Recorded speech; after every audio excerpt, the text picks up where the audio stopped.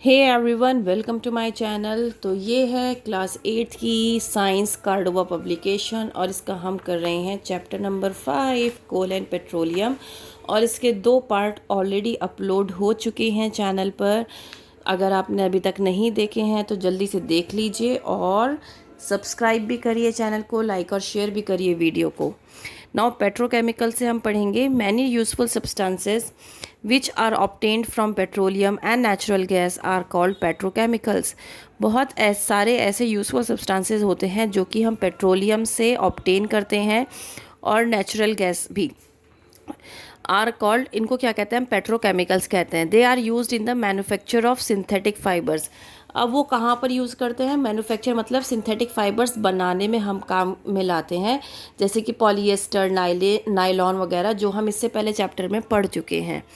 Polythene, synthetic rubber, plastic, perfume, dyes, drugs, explosives etc. Due to its great commercial importance petroleum is also called black gold.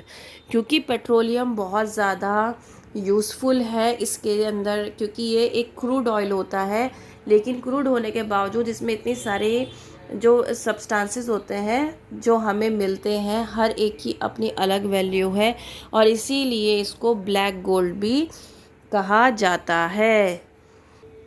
तो ये picture आपको दिखाई दे रही है जिसमें ये बहुत सारी चीज़ों में यूज़ होता हुआ आपको नज़र आ रहा है। देन यहाँ पर हम बात करेंगे नेचुरल गैस की।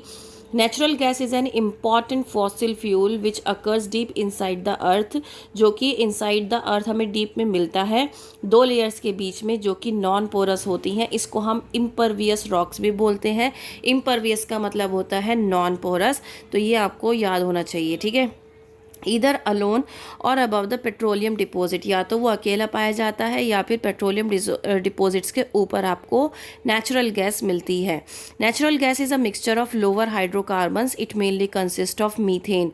तो लोअर हाइड्रोकार्बन्स जो होते हैं उसका मिक्सचर होता है नेचुरल गैस, और ये ज़्यादातर मीथेन से बनती है। ब्यूटेन और प्रोपेन, इसका छोटा प्रोपोर्शन इसमें प्रेजेंट होता है, ब्यूटेन और प्रोपेन का।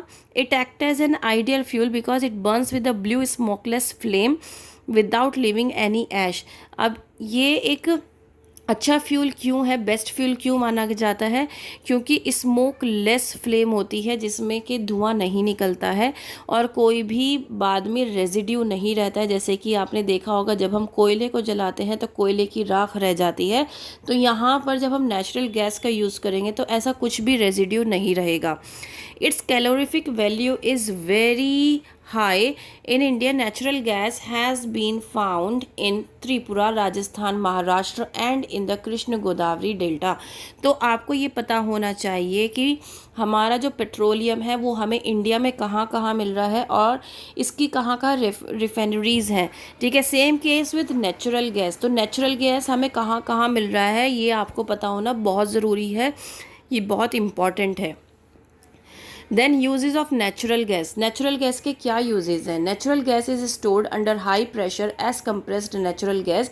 ये हम भी जानते हैं कि सीएनजी आज के टाइम में हम कार्स में, बसेज में, सब जगह यूज़ कर रहे हैं। सीएनजी की कार्स आ रही हैं, क्यों आ रही हैं? क्योंकि इसमें कोई भी रेजिड्यू नहीं रहता है, तो इसका मतलब कोई भी स्मोक क्रिएट नहीं करता है, जिसकी वजह से पॉल्यूशन फ्री एनवायरनमेंट हम लोगों को मिलता है। और इसी को जो गवर्नमेंट है वो भी प्रमोट कर रही है कि सीएनजी को आप ज़्यादा से ज़्यादा यूज़ करें अपनी कार्स में, अपने व्हीकल्स में। तो सीएनजी कहाँ कहाँ यूज़ हो रहा है? मोटर व्हीकल्स में, बसेस, जो मैंने अभी आपको बताया, तो यही सब मैंने आपको बताया है। CNG is also use for power generation. Power generation मतलब इलेक्ट्रिसिटी बनाने के लिए भी क्या किया जा रहा है? सीएनजी का इस्तेमाल किया जा रहा है। Great advantage of CNG is that it can be supplied directly from the gas wells to the homes and factories through network of underground pipelines to be use directly for burning. अब CNG को क्या किया जा रहा है? Underground pipeline से supply किया जा रहा है ताकि वो डायरेक्टली बर्न किया जा सके।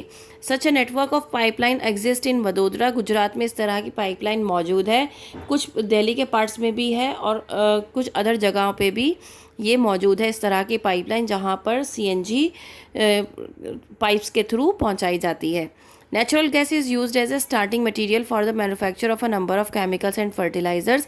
तो नेचुरल गैस एक स्टार्टिंग मटेरियल की तरह यूज़ होता है कोई भी केमिकल और फर्टिलाइज़र बनाने के लिए। Natural gas is use for manufacturing of carbon black which is use in rubber industry as a strengthening agent. अब नेचुरल गैस कार्बन ब्लैक बनाने में भी यूज़ किया जाता है, जो कि एक स्ट्रेंथनिंग एजेंट है, जो कि रबर इंडस्ट्री में पाया जाता है। अब स्ट्रेंथनिंग एजेंट कैसे हो सकता है भाई? हम रबर कैसे किस लिए यूज़ करते हैं? रबर किस लिए यूज़ की जाती है आप जानते ही हैं। अगर हम रबर बैंड्स की बात करें जो हम सरों में लगाते हैं, सर में लगाते हैं, चोटी बांधते हैं, तो उसको आप जितना ही खींच लो उसकी इलास्टिसिटी जो है वो बनी रहती है, उसकी स्ट्रेंथनेस जो है वो बनी रहती है।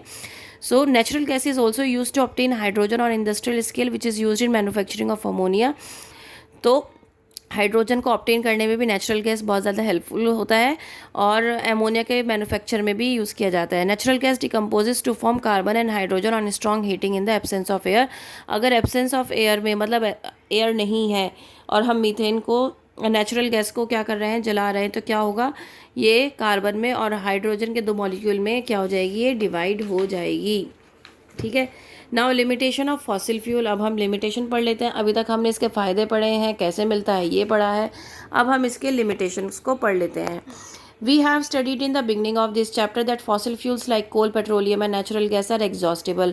ये एग्जॉस्टिबल नेचुरल रिसोर्सेज हैं। 2 मेन लिमिटेशंस है फॉसिल फ्यूल्स की, जैसे कि लिमिटेड अवेलेबिलिटी और एयर पॉल्यूशन। ये हम सब जानते हैं कि ये बहुत लिमिटेड आपको मिलता है, अर्थ क्रस्ट से मिलता है, ये हम अभी तक पढ़ते आ रहे हैं इस चैप्टर में। और एयर पॉल्यूशन भी क्रिएट करता है जब ये बर्न करता है। आपने देखा होगा पेट्रोल जब रिफाइन होकर गाड़ियों में डलता है तो उससे कितना ज़्यादा पॉल्यूशन होता है। ठीक है, तो इसीलिए आप याद रखिएगा कि नेचुरल गैस से जो फॉसिल फ्यूल है इससे आपको क्या मिल रहा है, आपको एयर पॉल्यूशन भी मिल रहा है। Now limited availability.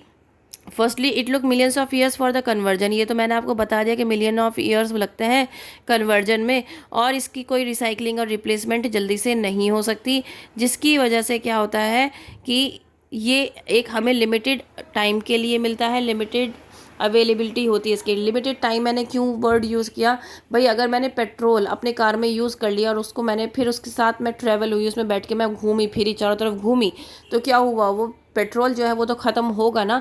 तो दैट मीन्स उसकी जो लिमिटेड अवेलेबिलिटी है, अगर आप उससे ज़्यादा उसको यूज़ करोगे तो ऑब्वियस सी बात है एक टाइम बाद वो चीज़ें भी ख़त्म हो जाएंगी। एयर पॉल्यूशन मैंने आपको बता दिया है कि जब भी फॉसिल फ्यूल बर्न होते हैं तो क्या carbon dioxide, carbon monoxide, sulphur dioxide और स्मोक, इस तरह की जो गैसेज हैं वो निकालते हैं, जिसकी वजह से एयर पॉल्यूशन होता है। और एयर पॉल्यूशन जैसे ही क्रिएट होता है लोगों को अस्थमा, ब्रोंकाइटिस, इस तरह की बीमारियां होनी स्टार्ट हो जाती हैं। So sulphur dioxide produced while burning of fossil fuel combines with rainwater to form sulfuric acid। अब वही सल्फर डाइऑक्साइड जो कि फॉसिल फ्यूल के बर्न होने से रिलीज हुआ, जब वो बारिश के पानी में मिलता है तो क्या बन जाता है, सल्फ्यूरिक एसिड बन जाता है। The polluted rain containing sulphuric acid is called acid rain. और उसी पॉल्यूटेड रेन को जो कि सल्फ्यूरिक एसिड है जिसके अंदर बहुत सारा, उसी को हम क्या कहते हैं, एसिड रेन भी कहते हैं। ठीक है, आपको पता होना चाहिए ताजमहल जो है उसके जो पत्थर का कलर है वो चेंज हो रहा है just because of this acid rain. अब एसिड रेन कैसे बनी है ये आपको पता चल गया।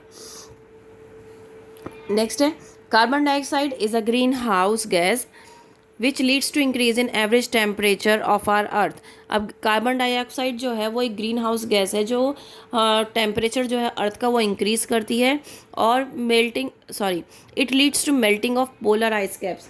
और पोलर आइस कैप्स को मेल्ट करने में भी क्या करती है, ये हाई टेम्परेचर होने की वजह से पोलर आइस कैप्स जो हैं वो भी मेल्ट होने स्टार्ट हो जाते हैं। Incomplete combustion of fuels results in the formation of carbon monoxide and suit particles. अब जब इनकम्प्लीट कंबशन होगा मतलब फ्यूल्स पूरी तरीके से नहीं जलेंगे तो जिसकी वजह से क्या होगा, कार्बन मोनोऑक्साइड बनेगी और सूट पार्टिकल्स बनेंगे। When we inhale carbon monoxide it combines with haemoglobin to form carboxy haemoglobin. As a result haemoglobin becomes unable to carry oxygen to the body cells which results in death due to suffocation.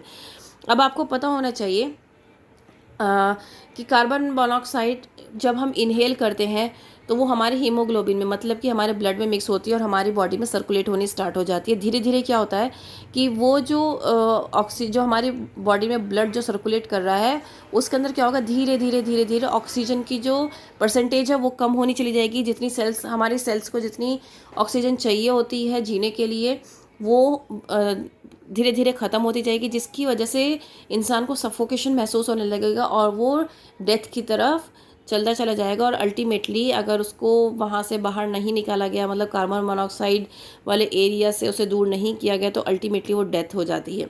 अब इसका मैं बहुत अच्छा example देती हूँ। अगर आप गाँव में गए हो तो गांव में क्या होता है, सर्दियों में ना अंगीठी जलाई जाती है।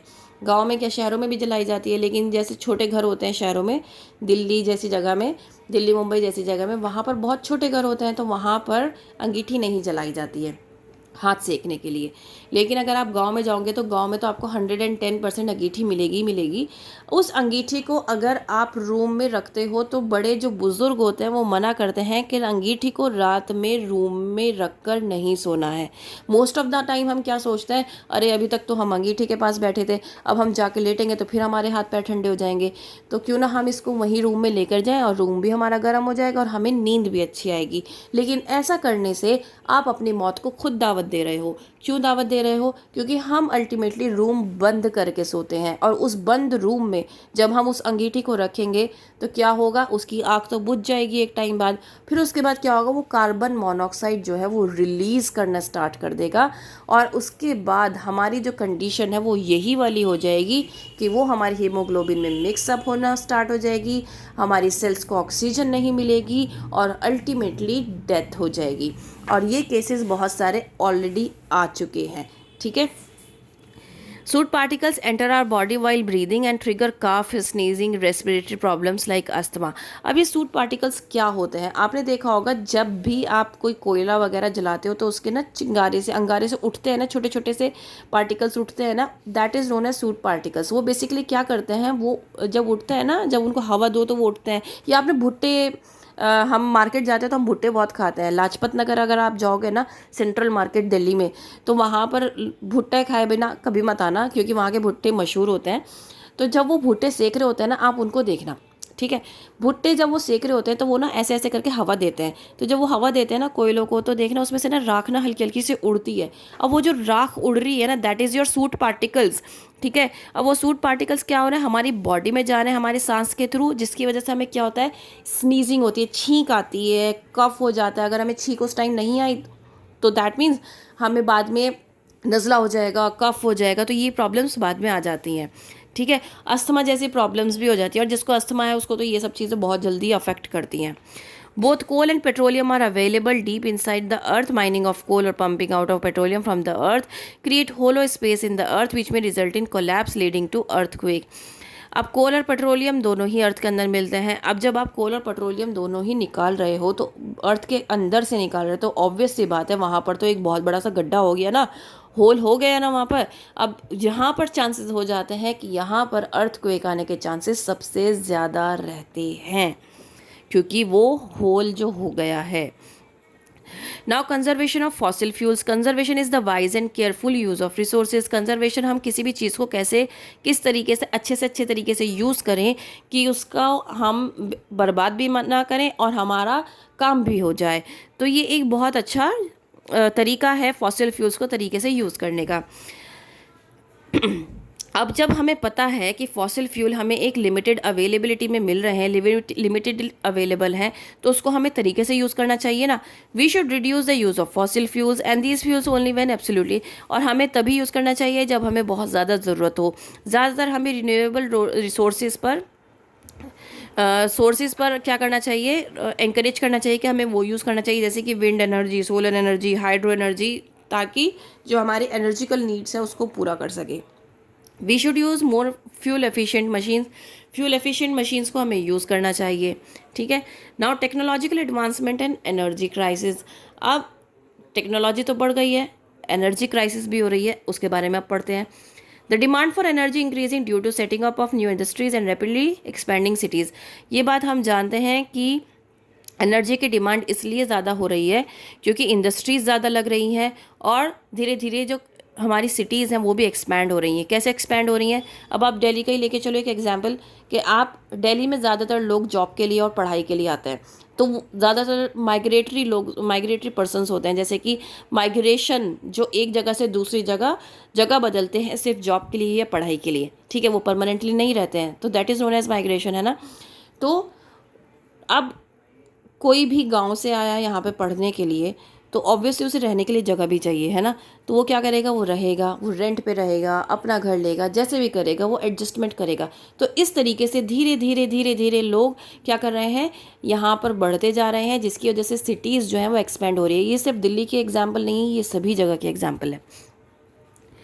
सो अब ये भी हमें पता है कि जो लोग हैं वो टेक्नो फ्रेंडली हो रहे हैं, जिसकी वजह से जो लार्ज नंबर ऑफ इंडस्ट्रीज़ हैं वो सेटअप हो रही हैं, नई नई टेक्नोलॉजीज़ आ रही हैं ताकि हमारी नीड्स को फुलफ़िल कर सकें।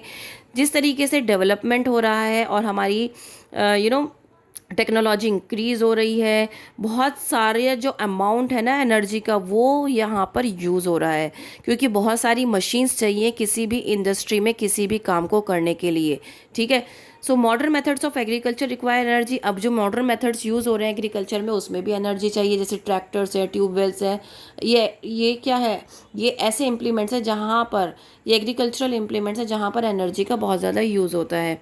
Large amount of energy is consume by us at home due to large number of electrical appliances. बहुत सारी एनर्जी हम घर में भी यूज़ करते हैं इलेक्ट्रिकल अप्लायंसेज में, जैसे रेफ्रिजरेटर, कूलर्स, एयर, लाइट, पंखे चल रहे हैं, सभी चीज़ों में क्या हो रहा है, यहाँ पर हम एनर्जी का यूज़ कर रहे हैं। वेरियस मीन्स ऑफ ट्रांसपोर्टेशन में भी हम क्या कर रहे हैं, एनर्जी का यूज़ कर रहे हैं। As our energy needs are increasing at a tremendous pace and our energy resources are limited, we must judicially use the available natural resources. The sensible and economic use of energy resources is called conservation of energy. तो जब हमें पता है कि इतने सारी जगह हम अपनी एनर्जी को यूज़ करने वाले हैं, तो हमें क्या करना चाहिए, हमें रिन्यूएबल रिसोर्सेज जो अवेलेबल हैं, सोलर एनर्जी, सोलर पैनल से हमें एनर्जी बनानी चाहिए, विंड एनर्जी है, हाइड्रो एनर्जी है, इससे हमें क्या करना चाहिए, इनका यूज़ करना चाहिए और इन्हीं से हमें एनर्जी का यूज़ करना चाहिए। द सेंसिबल और इकोनॉमिक वे में जब हम कोई भी एनर्जी यूज़ करते हैं, that is known as conservation of energy. Judicious use of energy has two main advantages. It helps in developing technologies to meet the energy requirement of the growing population. के developing technology जो हो रही है इसको हम मतलब ये requirement को पूरा करने के लिए क्या करते हैं, वो प्रॉपर तरीके से इसको यूज़ करते हैं, प्रॉपर तरीके से एनर्जी को यूज़ करना, ताकि ग्रोइंग पॉपुलेशन को प्रॉपर वे में सब कुछ मिल सके। Then we have it gives our scientist and energy engineers more time to develop more efficient alternate source of energy, और जिसकी वजह से हमारे साइंटिस्ट को और इंजीनियर्स को और ज़्यादा टाइम मिलता है कि वो ऑल्टरनेट सोर्स ऑफ एनर्जी बना सकें। तो we should take following steps to save and conserve energy. तो यहाँ पर कुछ स्टेप्स लिखे हुए हैं जो आप यूज़ कर सकते हो, केयर फॉर एनवायरनमेंट। और यहाँ पर आ जाता है हमारा माइंड मैप, जो कि बहुत इम्पॉर्टेंट है। हमने पढ़ा दो टाइप के नेचुरल रिसोर्स पढ़े, एक था एग्जॉस्टेबल, एक था नॉन एग्जॉस्टेबल और एक इनएग्जॉस्टेबल। देन उसके बाद हमने एग्जॉस्टेबल भी पढ़ा जो कोल और पेट्रोलियम था, जिसके बारे में हमने बहुत ज़्यादा डिटेल में पढ़ा। ठीक है। उसके बाद हमने decomposition of dead plants and animals भी पढ़ा, राइट। उम्मीद करती हूँ आपको ये पूरा चैप्टर समझ में आया होगा। अगर आया है तो please like, share and subscribe, and that's all from my side. Thank you.